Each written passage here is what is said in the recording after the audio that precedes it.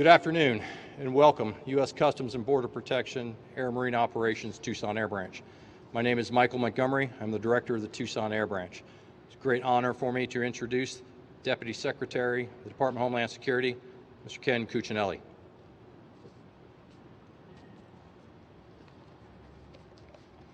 Thank you, Director. Good morning, everyone, or good afternoon now. I'd like to thank Acting Commissioner Morgan and CBP for hosting us, the Director directly, and the Deputy today for hosting this event so we can separate some of the fact from the fiction regarding the Trump administration's many accomplishments on immigration and border security. And I'd also like to give a special thank you to the other men and women of CBP, AMO, Air Marine Operations, for the always thrilling and informative aerial tour they gave us this morning. Many of us heard it numerous times today. If you've seen one part of the border, you've seen one part of the border. They're all different.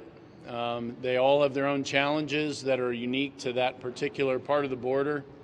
I will say there's really a spectacular beauty out here that's really a nice benefit of getting up there and on a day like today, and we really appreciate the hospitality and the walkthrough so we can understand even better the day-to-day work that the men and women in the AMO are doing.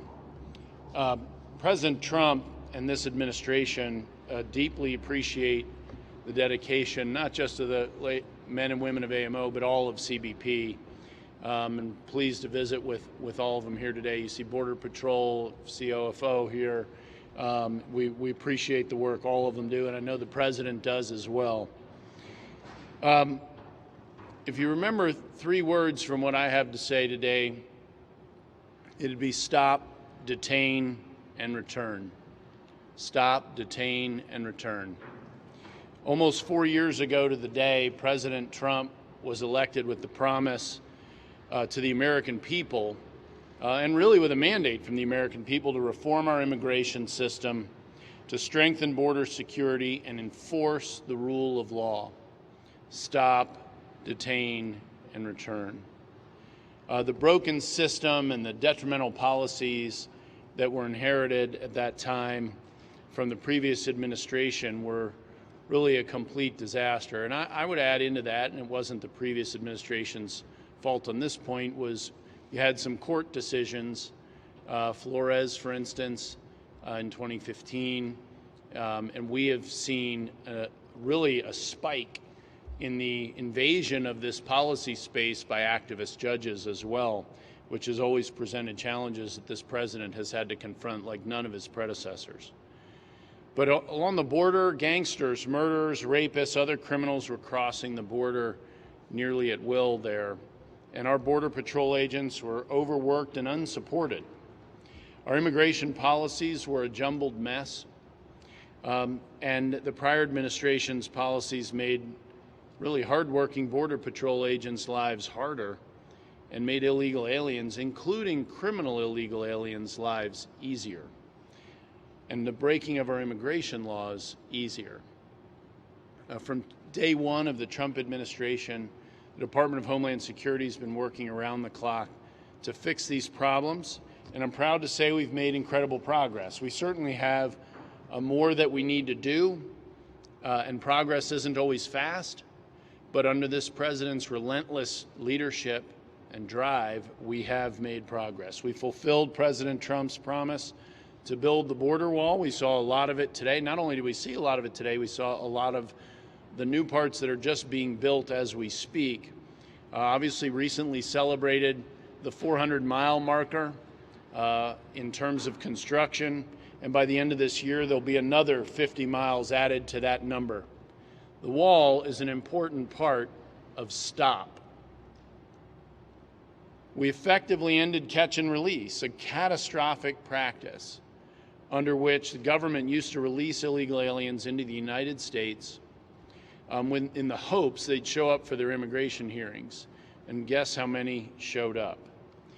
As part of the effort to end catch and release, we developed the Migrant Protection Protocols, which gives us the ability to return illegal aliens who try to enter the U.S. through Mexico back to Mexico, requiring them to wait outside of the United States during their immigration proceedings.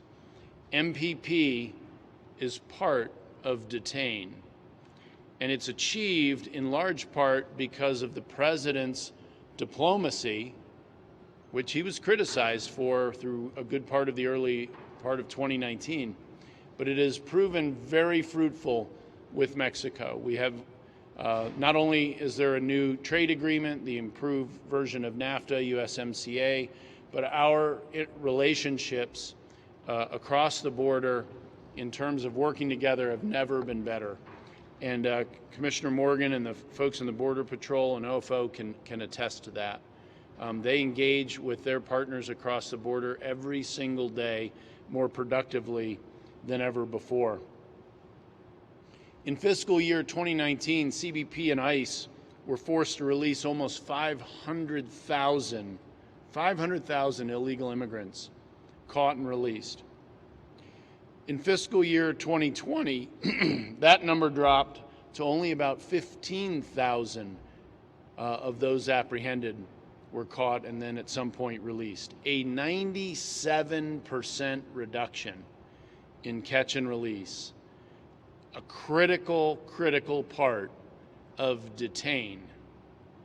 They were not released. During fiscal year 2020, CBP apprehended 363 gang-affiliated individuals along the border.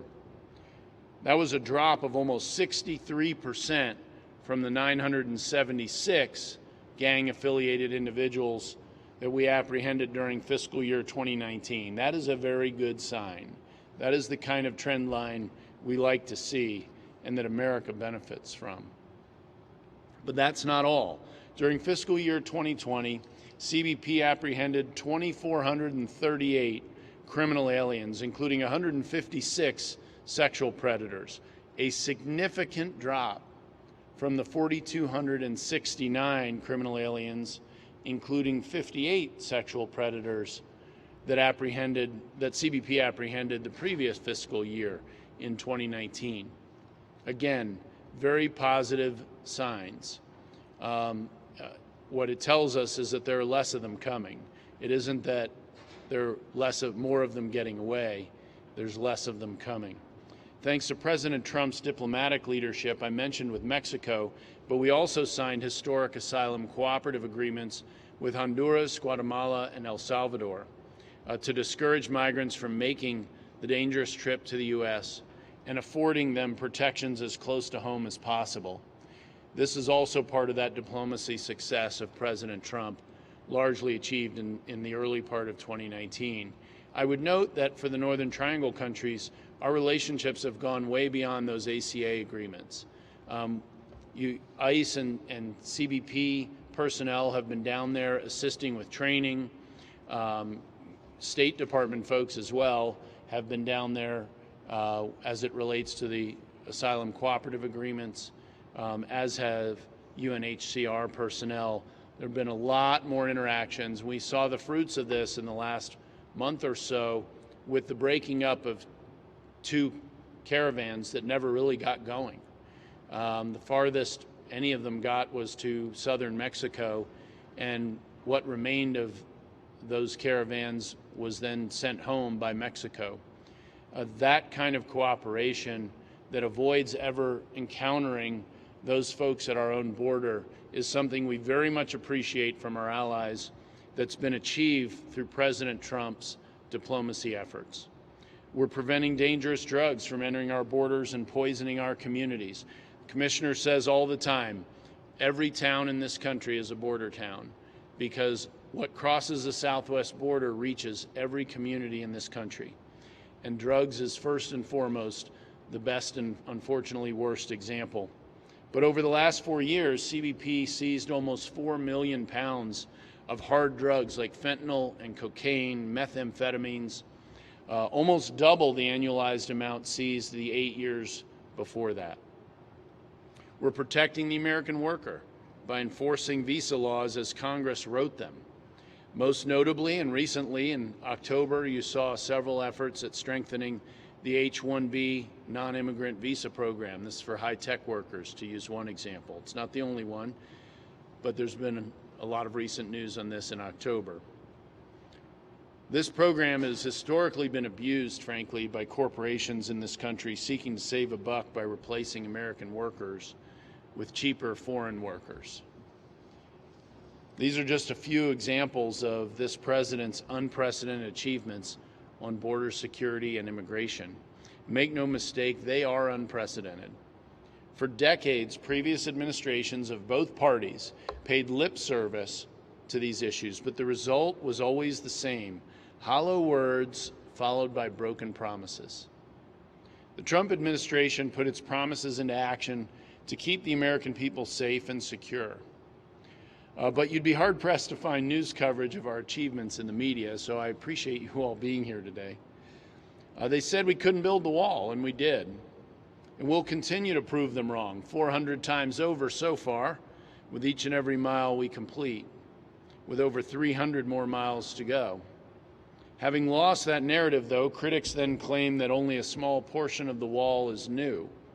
And that's simply not true either. And any of you who actually lay eyes on what's been built can see for yourself, especially if you compare it to what was there before.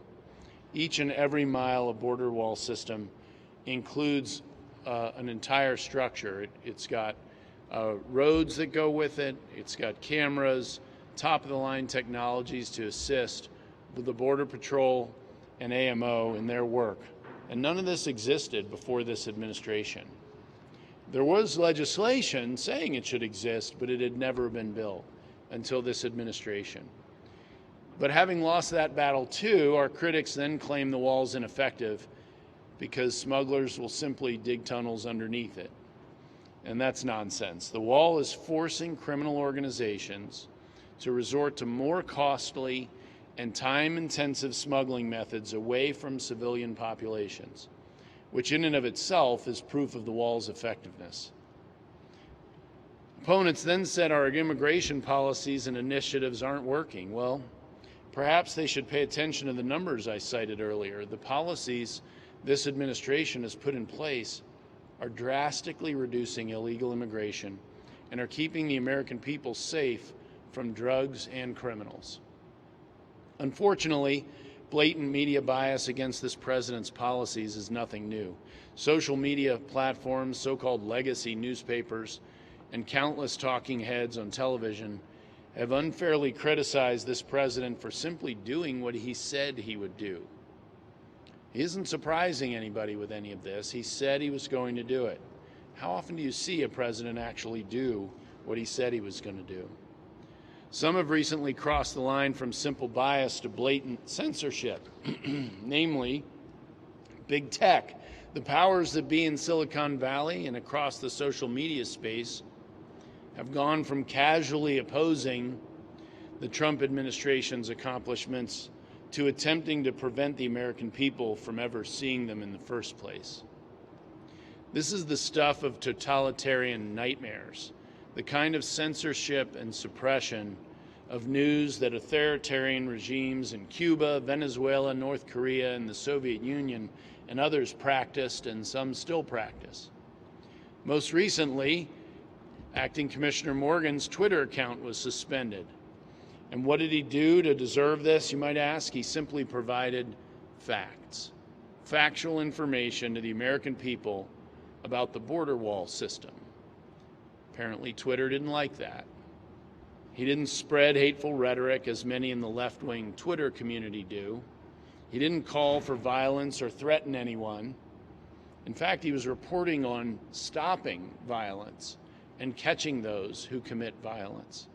But the violence and threats we've seen from many times before in this space, but not from us.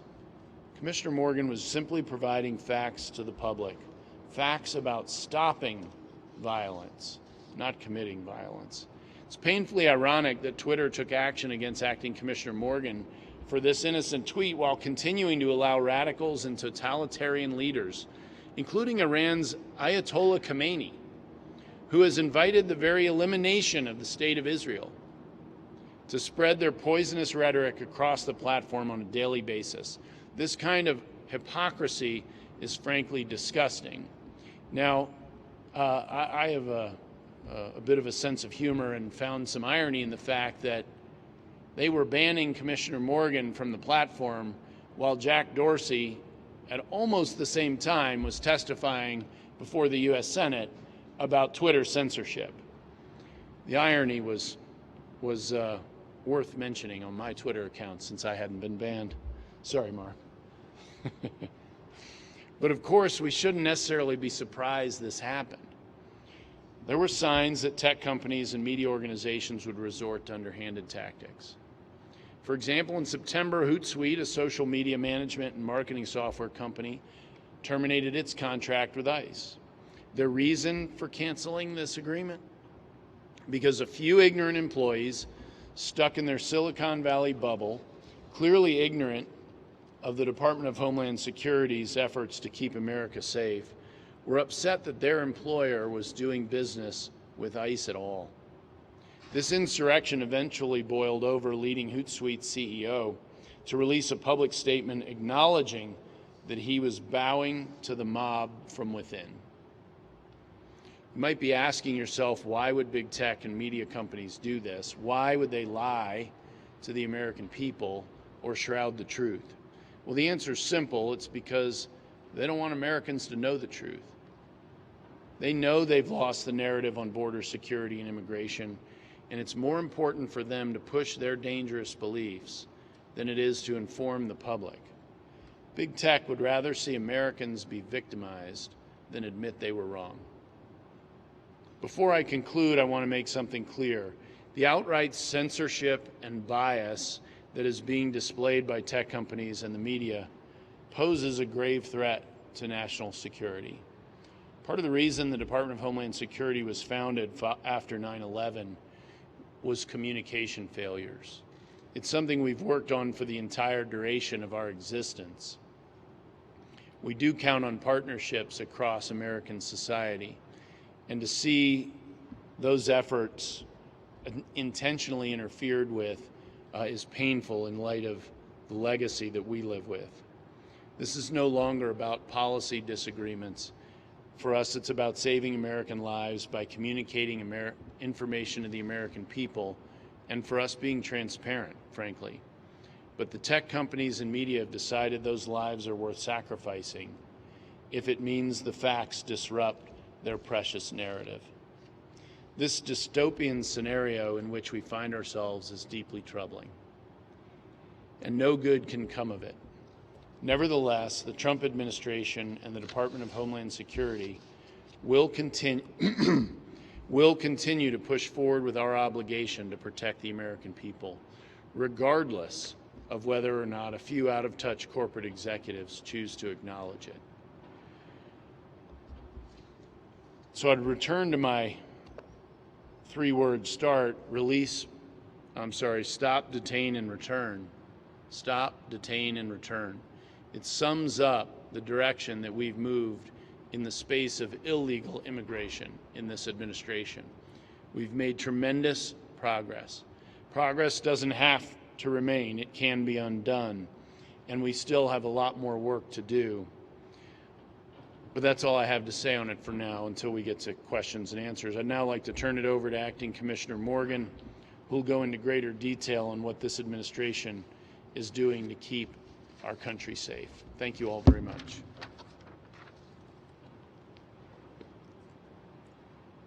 Thank you, Deputy Secretary. And as the Deputy Secretary mentioned, today we want to spend a few more minutes talking about and separating fact versus myth regarding CBP's accomplishments under this administration. Myths being spread by some members of the media, Congress, and the suppression of those facts by giant social media companies.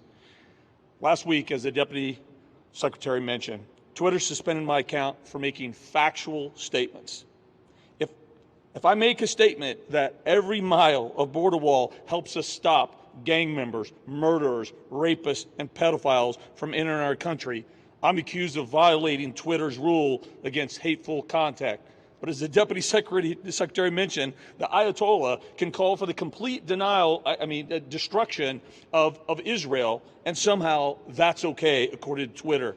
That's absurd. That's absolutely absurd, and the majority of the American people know it to be absurd. Let me be clear, and let me clear it up more importantly for Twitter. Once again, border walls. As part of a multi-layered strategy of infrastructure, technology, and personnel, they are an effective impedance denial tool to help us keep this country safe. And if we haven't provided enough facts and examples, let me provide some more, just in case Twitter still doesn't understand. Just last week, the United States Border Patrol, in 1 week, apprehended a half a dozen sexual predators and two convicted murderers. The majority, and this is key, the majority of those sexual offenders have been convicted for raping children under the age of 14. And it's exactly these criminals who make their way into every town, city, and state in this great country. Not everyone trying to enter our country illegally are good. It's why we need the tools like the wall. This is exactly what Twitter didn't want the American people to hear. Yes, Twitter, walls work, borders matter. Let's be clear. Twitter's goal is obvious, just as the Deputy Secretary said. If your voice, if your opinion, if the facts don't line up with their political ideology or beliefs, they will lock you out. No organization, regardless how powerful they are, should have that power. It goes against the founding principles of our Constitution. And in law enforcement, there's an old saying, the cover-up can often be worse than the crime. Well, that's exactly where, in my opinion, Twitter has found themselves. Let me clear up the spin that Twitter quickly tried to apply to cover up their blatant act of un-American censorship. After locking me out because what I said wasn't aligned with their beliefs, we lodged a formal complaint, a formal appeal. It quickly was dismissed, and they doubled down on keeping me censored. Yes, they denied our original request for appeal. They've conveniently left that out of their details and statements going forward. It wasn't until Twitter received public backlash and a second appeal from us that they finally stopped censoring an administrative official and unlocked my account. And they shrugged it off. We got a form email. They shrugged it off as, sorry, we made an error. And as I've said before, and I'll continue to say, that just doesn't pass the BS test. The truth is, and this is what Twitter won't tell you, is that I've been very vocal how the tools and network of policies provided by this president has been incredibly successful to close the loopholes and regain integrity back into our broken immigration system. This administration efforts have allowed us, as the Deputy Secretary mentioned, to end catch and release, which is the driving factor behind the unprecedented illegal migration crisis we experienced. Our relationship with the government of Mexico and our northern triangle partners are stronger than it's ever been, directly due to this president's efforts. It's just a fact. I've had a front row seat, and we've been the benefactors of this administration's efforts. The country is safer because of it. I've also been just as vocal regarding the critics of this administration's policies, who want to undo the tools that we have in place and rescind effective policies currently in place. If you remove MPP, prematurely end Title 42, and take other actions such as stop building the wall, I want to be clear, it will drive another massive illegal immigration crisis, one that will make last year's crisis pale in comparison. It's common sense. If your policies support a strategy of ending catch and release, strengthening protection under the umbrella of sanctuary cities, and providing rewards such as free health care, you will create incentives so massive it will be the equivalent to open borders.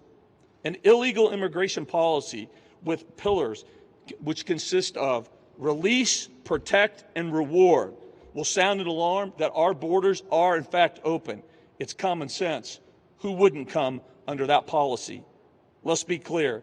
This is exactly the message that Twitter was trying to silence, that the current policy that the Deputy Secretary mentioned of stop, detain, and return is the effective policy. The effective policy to release, to reward, and protect is not the right policy. Let me mention another thing. The incredible steadfast devotion to duty by the men and women of CBP and their unwavering commitment to this great nation is something that should be celebrated. I thought about whether I should mention this again, because I've mentioned it quite a bit, but it continues. And quite frankly, it's unjustified and it's disgusting. Instead, some members of the media and Congress have assailed the character of our agents and officers repeatedly, and it still continues today, painting them with a broad brush of a false narrative, repeating or in some cases initiating unjustified, misguided, and misinformed rhetoric, such as calling our agents and officers stormtroopers. It's unacceptable, inaccurate, and reckless, and it should stop. Here's another myth that I've heard, and the Deputy Secretary mentioned it. The administration is really not building new wall. Look, from my perspective, this is all the critics have left. First, they said we'd never get it done. And then they stopped and sat back and watched us build 100 miles. Then they saw 200 miles. Then they saw 300 miles being built. And now we're celebrating and acknowledging 400 miles of the wall system being built. And the administration has funded a total of 730 miles of wall system. So now they're really stretching it to continue their spin.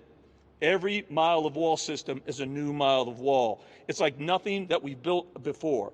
As the Deputy Secretary mentioned as well, it's much more than steel and concrete going into the ground.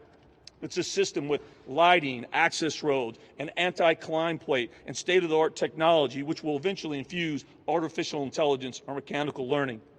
And real quick, I think if you ask some Border Patrol agents in some areas, and they'll ask you, hey, what would you prefer, steel and concrete or an access road? Some of them will tell you, hey, boss, I think I'd prefer to have an access road.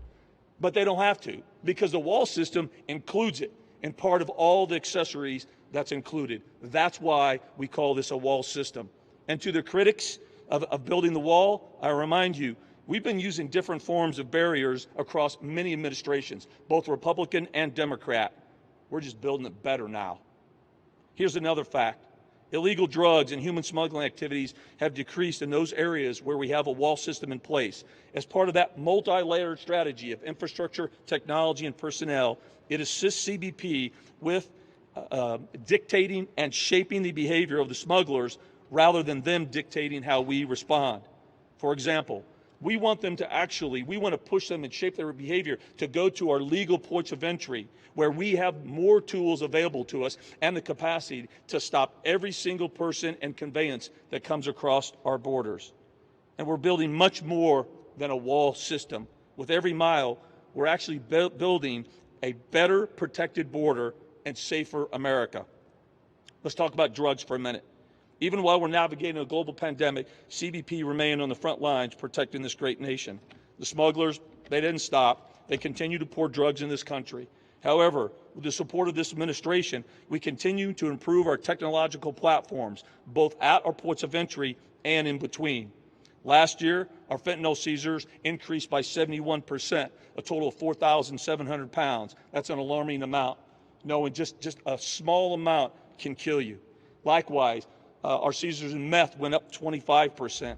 Overall, last year, we seized almost 1 million pounds of drugs. Dustin, as I said, as the Deputy Secretary mentioned, and this is key, and we don't talk about it much, the drugs coming across the southwest border, they're destined for every town, city, and state in this country. Let me give you an example. Just last week in El Paso, Texas, CBP officers arrested a mother traveling with her 3 children after a drug-sniffing dog alerted them to the passenger in the front seat. Officers found that the mother had actually taped fentanyl and meth to her child's body in an attempt to smuggle the drugs past our port of entry. That's who these smugglers are. It's disgusting. Even during a global pandemic, smugglers are relentless. They don't care about the devastation they cause across this country. The families torn apart, the lives lost, more than 71,000 individuals in this country that died from illegal overdose. And don't think drugs simply stay at the border. That's a deadly myth. As I've said again and again, and I will keep stressing this, is that these drugs don't stay at the border.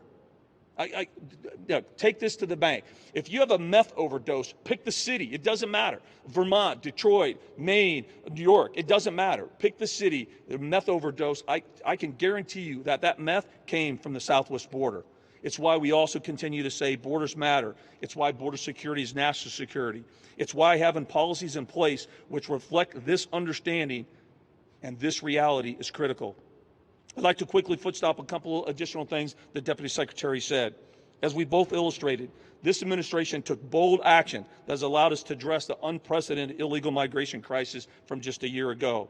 We've talked about how essential these policies are, like MPP have been to end catch and release and the asylum cooperative agreements. The Deputy Secretary mentioned the drastic reduction in those who we were forced to release in the interior United States, never to be heard from again. CBP alone had to release in FY19 230,000 individuals, forced to because of the broken system, never to be heard from again, who continue to remain in this country illegally. FY20, that number dropped to about 1,000. 230,000 to 1,000. Yeah, these policies work. The numbers speak for themselves. It's not just opinion. We saw a reduction in the overflow of illegal immigration from FY19 to 20 by over 50%. By February of this year, we had reduced the overall flow from the height last year in May by 75%. We saw an 87% reduction in families, which was really the driving cause of the crisis, the families from the Northern Triangle country in FY19. At the height, we had CBP over 20,000 individuals in our custody. Now, we average about 1,000. The facts are clear. We have closed the loopholes being exploited, removed incentives, ended catch and release, and reformed countless asylum policies. The message is clear. If you illegally enter our borders, you will not be allowed into our country, never to be heard from again, defying our laws and orders of removal from judge.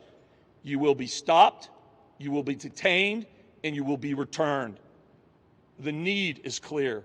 The incredible successes we've had in the last 4 years could be undone in an instant.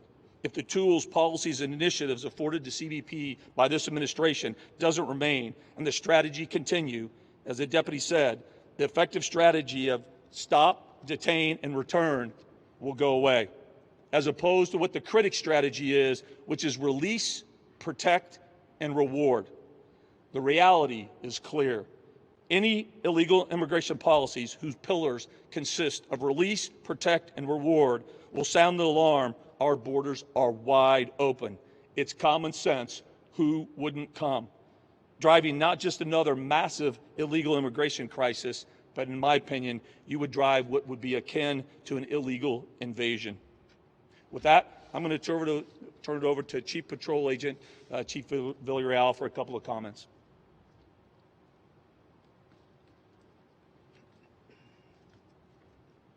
Good afternoon. My name is Roy Villarreal. I'm the Chief Patrol Agent here for Tucson Sector. I'd like to thank the Deputy Secretary and Commissioner for visiting us here in Tucson early this morning with the opportunity to tour a small segment of the border and look at ongoing new border wall construction as well as completed border wall construction. Tucson Sector is slated to receive 138 miles of the new border wall system, of which about 100 miles has been completed.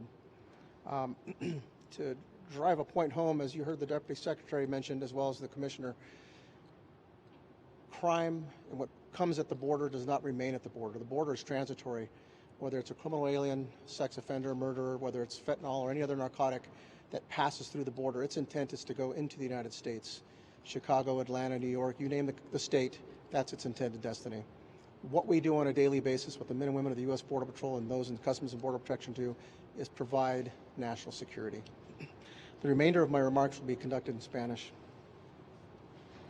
Buenos días. Presento mis declaraciones hoy en español en reconocimiento a los medios de comunicación en español presentes.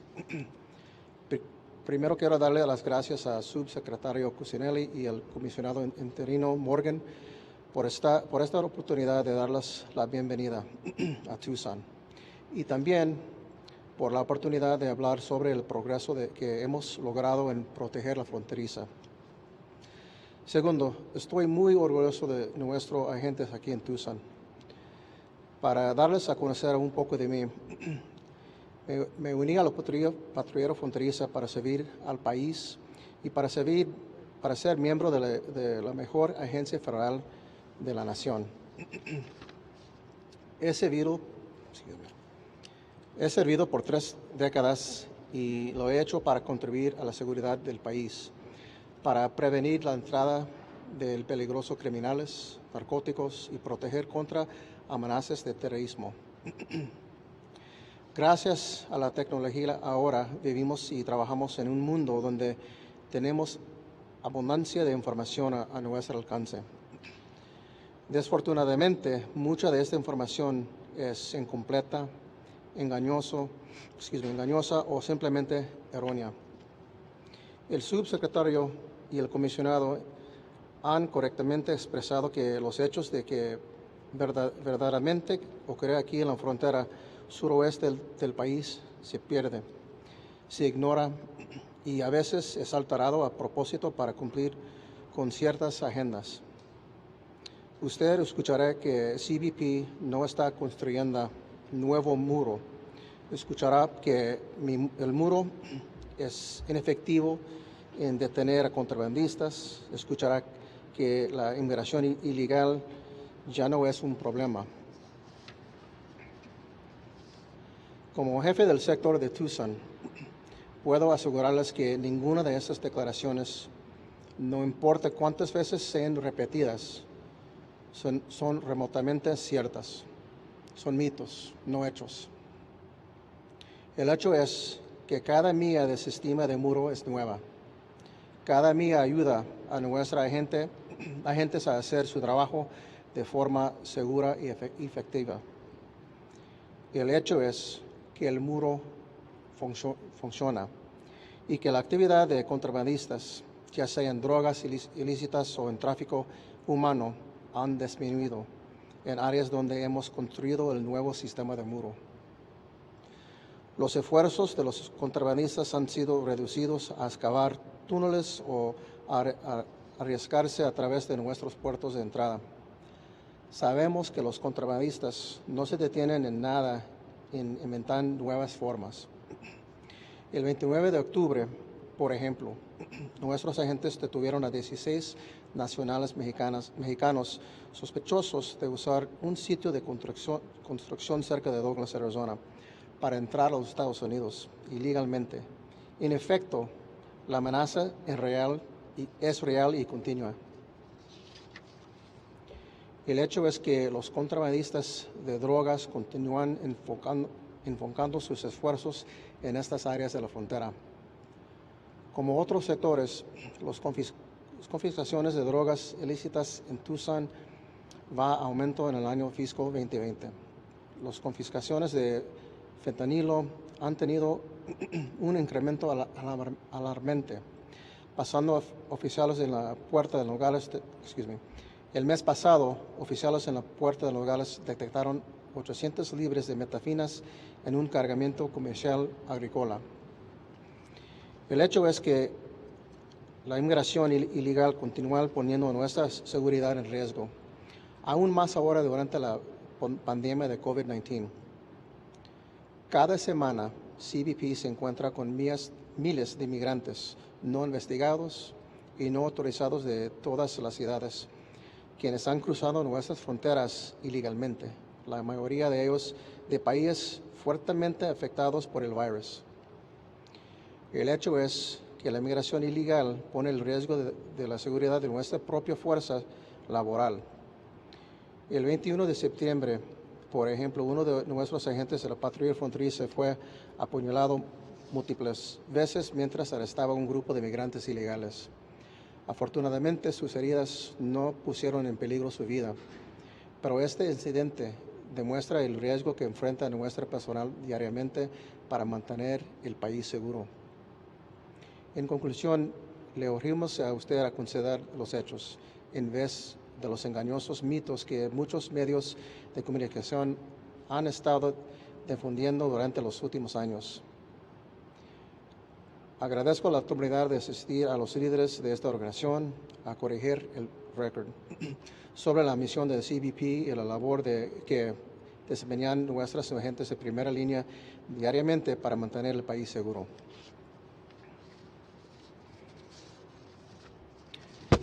Thank you. In essence, for those that the English market, what our agents do on a daily basis is secure our border. Highlighted 2 incidents, one in which an agent was stabbed multiple times while pursuing a group of illegal aliens. Fortunately, his injuries weren't life-threatening, and he has since recovered and returned to duty. And another incident whereupon smugglers took advantage of construction to smuggle a group of 16 illegal aliens through the border. Border wall systems work. Having worked in this industry for 30 years, I've witnessed the lack of infrastructure, the lack of access, the lack of technology, and the chaos that ensues because of that lack. When you add technology, when you add infrastructure, when you add personnel, it's an equation of success, and these border wall systems do work. You've had the opportunity to hear from senior leadership in the government, but I think a true testament is an agent that actually works on the ground who can attest to what he has witnessed on a daily basis as a result of the wall. Mr. Hernandez, would you like to speak?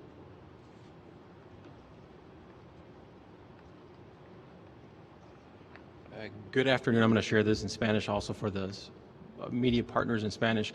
I'm Agent Daniel Hernandez. I'm here at Tucson Sector Border Patrol. I'd just like to reiterate what the senior leadership has said today, and that the border wall system is a great effective tool for the agents out there patrolling every single day.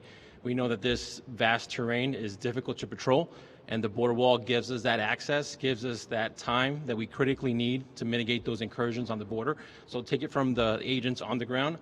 We definitely appreciate and understand the complexity of the border, and tools such as the new border wall system definitely helps us do our job every single day to keep the American public safe. So thank you very much, and I'll turn it back over to Mr. Villarreal.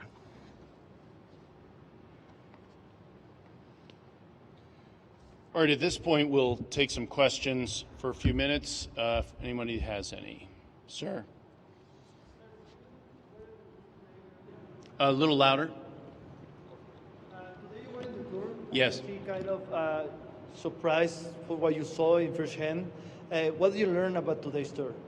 So, well, one of the things you heard on the tour, of course, and I reiterated earlier, is how every area of responsibility across the border is different. And I've been to several in Texas and New Mexico, and this is different. They've got quite an array here: high desert, mountains, and you've also got areas, and this isn't unique to this sector, but where the Mexican communities come right up to the border, and American communities come right up to the border.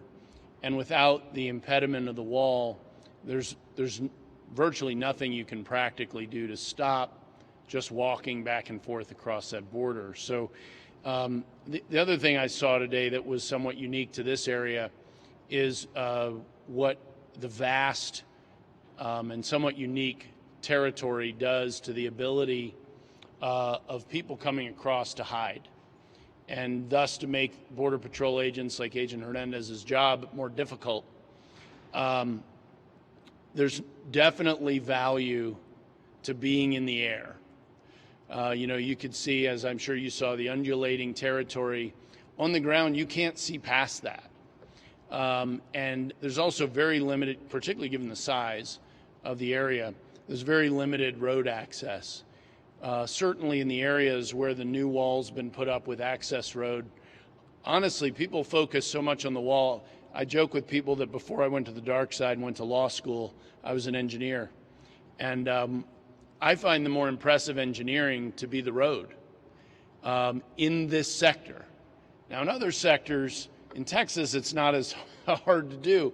But here, some of the places they're building access road are really very challenging. And I have to tell you, the engineer in me was very impressed because once you've built that platform, you can build the wall. But until you have built that road, and it's not an easy road to build, you don't just carve it out of a hill. That isn't how it happens. You can't do any of that. And you heard from the chief and you heard from Agent Hernandez about the importance of those access roads, and I hope you saw what I saw.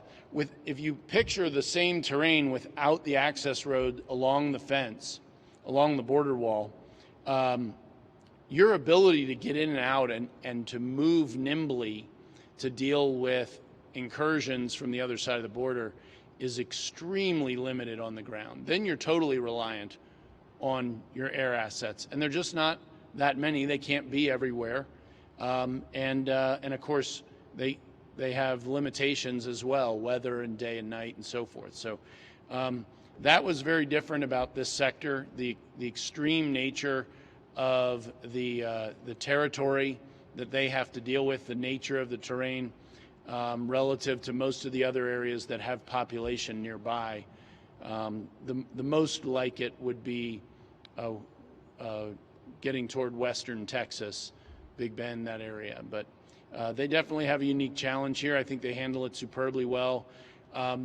In terms of the proportion of the border where they've got the new wall system, it's really very high. And as you heard in the tour, that's moving the traffic, and that causes problems in the new areas where it's moving, but it eliminates or restricts the traffic in the other areas, so it allows them to redeploy their officers, their agents, more effectively. So it's one thing to hear about that and read about it. It's why I've been to several places in Texas and New Mexico and, of course, Arizona here today. But seeing it and hearing from the folks who deal with it day in and day out and can point you to, you know, I've dealt with a situation here and had to come at it this way. Now we have these other tools available. It's made all the difference. It's very helpful to understand that when you're sitting back and looking at a billions of dollars budget of where you get the most bang for the buck. And as the commissioner said, it isn't just about the wall. It isn't just about the road or the technology. The one absolute aspect of what you've heard us talk about today that we could not function without is the people here in CBP. They're more important than the wall, than the road, than all of it. They are the source of national security. And you heard from Agent Hernandez about how it's easier for him to do his job and accomplish his mission with these other tools like the wall and the system supporting it. So very proud to help bring that to fruition. I mentioned how you could summarize my comments in stop, detain, and return. Well, just in response to your question, you hear stop and you hear detain because of how the agents can do their job. That's two of those three parts right there. Yes, ma'am. Area, the piles of 2007 fencing. Yeah.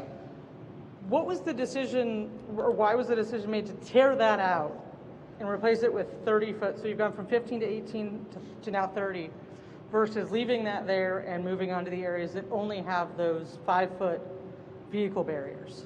Sure, I could give you a simple answer, but I'm going to let the commissioner go ahead in more detail. Because what was there before didn't work. It's as simple as that. Look, we have what's called a BSIP, a Border Security Implementation Plan. And what it is for entire CBP, it has a set of criteria of which we go through methodically to assess what actually is needed by each Chief Patrol Agent. Each Chief Patrol Agent took that Border Security Implementation Plan. They went through that criteria and they made the decision of what tools and technology they need in their AOR based on that Border Security Implementation Plan. So first and foremost, we took their guidance and their suggestions, and they told us where they needed it and what they needed it. And we listened, just like this president listened. Look, you can sit there, the Deputy Secretary and I, no offense, sir, but to some degree, hey, we can be talking heads, that's fine. Don't listen to us. Listen to the Chief Patrol Agent that lives here, that's been doing this for 3 decades. Listen to the Border Patrol Agent that risks his life every single day to protect this country. And they're saying the same thing, that walls work. And we rely on them to tell us what they need and where they need it. And this president did the same thing and we delivered. But the bottom line is, what was in place didn't work. And I'll give you an example. There's some barriers that were there that were made with wire mesh. They could actually be cut through in seconds. And vehicle barriers that were there, they were also cut. Sometimes there were cotter pins put in the vehicle barriers where the smugglers could actually just pick them up, move them, and drive vehicles through to smuggle aliens and drugs. I can't hear you.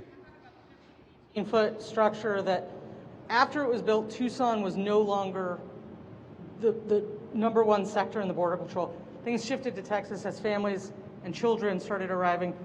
as you guys know, that South Texas became the hot spot. So my specific question is, why tear down the 15 to 18 foot that previous administrations credited as working, in addition to a variety of other factors, but they said that did work, and they pointed to those stats and they said it's no longer the priority sector that it was in the early thousands. The numbers plummeted. With all due respect to the prior administration, their take on things is of no moment. Let me finish. Let me answer your question. So the previous administration's take is of no moment to me, right? What is what the men and women of the Border Patrol think and what the chief patrol agents think using that border security implementation plan. And look, if you look historically, the cartels, they change their tactics, techniques, and procedures all the time. It wasn't that long ago where San Diego was where we saw the majority of the flow, but we instituted that multi-layer strategy of infrastructure, personnel, and technology. And what did it do? They shifted. Then Tucson became it. Then we instituted that same strategy of infrastructure, technology, and personnel to Tucson. And what they do? They shifted again. So again, we're relying on the chief patrol agents and the Border Patrol to tell us what they need, and we're delivering. And look, to me as acting commissioner, this is a very much an apolitical statement. When I say that this president listened and this president delivered, that's just a fact. Sir. I'm hoping that you can address the timing and the location of today's event, given that it's the day before the elections, and then Arizona is considered very key battleground in this upcoming election. So can you talk about why you chose to come to Arizona today, and are you concerned that today's event could be interpreted as an effort to sway voters ahead of the election? So I haven't been to the Arizona sector. I told you I've been to New Mexico and several parts of Texas. In my year as Deputy Secretary, this is on the cycle to do. So, we don't stop doing our job because there's an election coming or going, and this is part of that whole effort. This is very similar to the tour I took in El Paso, similar to the one in RGV. I've also visited some ICE facilities near the border in other trips. So, this is part of the local forces on the ground, the officers who have to deal with this every day, being able to introduce in a very personal way what they deal with every day to those of us who have to make decisions at the secretarial level in a department of over 240,000 people. And so I make no apologies for being here. This is part of my job. It's part of the commissioner's job, and we're proud to do it. Proud to trumpet what's been accomplished, recognizing fully there's plenty more to do, not just in this sector, not just across the border, but in the whole panoply of policies that this president has pushed forward on. There's a lot to do. Before I was the Deputy Secretary, I was the acting director at USCIS, our legal immigration agency, and we accomplished an awful lot there. A lot of the regulations you've seen come through on immigration have come out of USCIS. So I was intimately familiar with that work and its ongoing work. I'm the chief regulatory officer for the department, among my other duties. And all of these things factor in there. I mentioned the H-1B changes from last month that I was intimately involved with. So these all tie together. As the commissioner mentioned, there's no one single silver bullet. You can draw the immigration challenge as broadly as you like, whether it's just the illegal piece.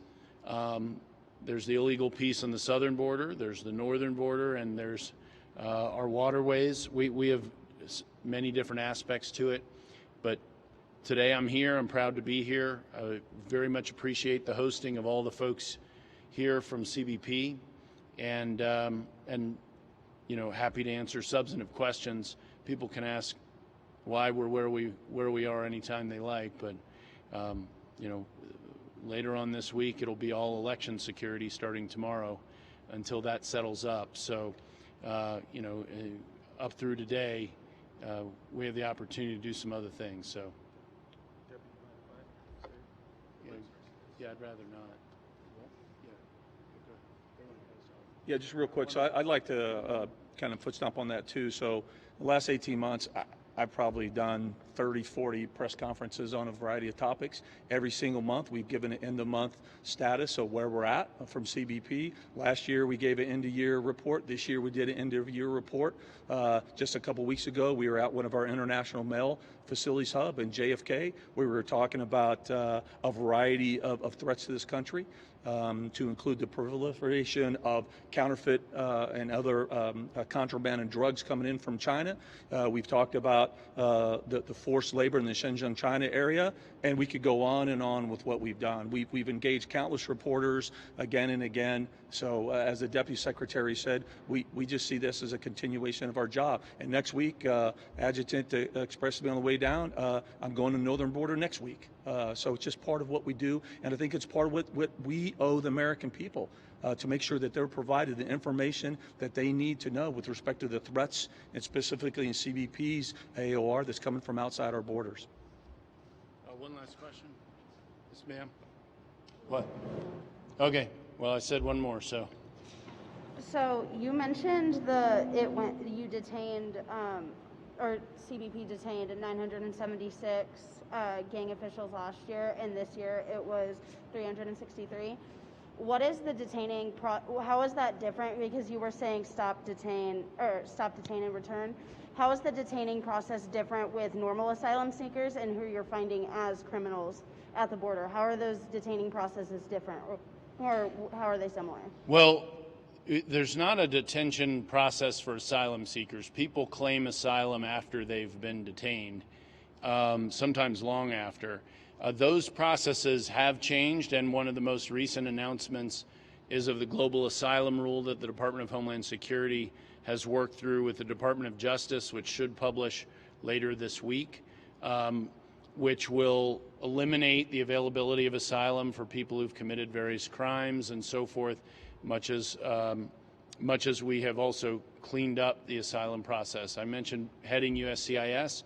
When I was there, we went on a hiring binge for asylum officers, career adjudicators, and we literally have now maxed out the asylum officers, which led last year to the highest number of asylum grants in the history of the United States under this president. So since 1980, there are refugees, humanitarian relief, and there's asylees, also humanitarian relief. Same legal standard, but they come here differently. The first, third, and 10th highest asylum grants are all owned by this president. He has the highest asylum grant number, over 46,000 in fiscal year 19, blew away the number 2. We'd never broken 40,000 before. He also holds the number 3 and number 10 slots since 1980 in those 39 years. No other president has that kind of track record in the asylum space. And a big part of that is because of how hard we've pushed to clean up the process and to make it faster. There are legitimate asylee claimants in there, and we want to get them through and decided quickly. We also want to weed out the fakers as quickly as we can. And that's a major challenge. We have a hundreds of thousands of case backlog. And so we've made regulatory changes under this president's direction. We've done the hiring I just described to you. We literally have maxed out asylum officers. We're using every tool in the toolbox to get at that challenge. But ultimately, America continues to be the most generous country in the world in its legal immigration system. That's not just asylum and refugees, but it's everything we do around the world. We also provide more money than anyone else around the world.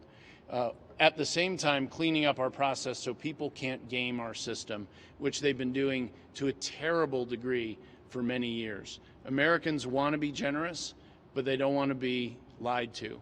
They don't want to be faked out. And they want an immigration system, as this president says, that works for America first. And that's what he's been creating. We have a lot more work to do. And as I said, I think we've improved stop, detain, return. The alternative, as you heard from critics, is release, protect, and reward. And that's not a direction we want to return to. With that, thank you all very much. I've got to call it. We're going to do a couple of one-on-ones, and then we're going to hit the road. Yep.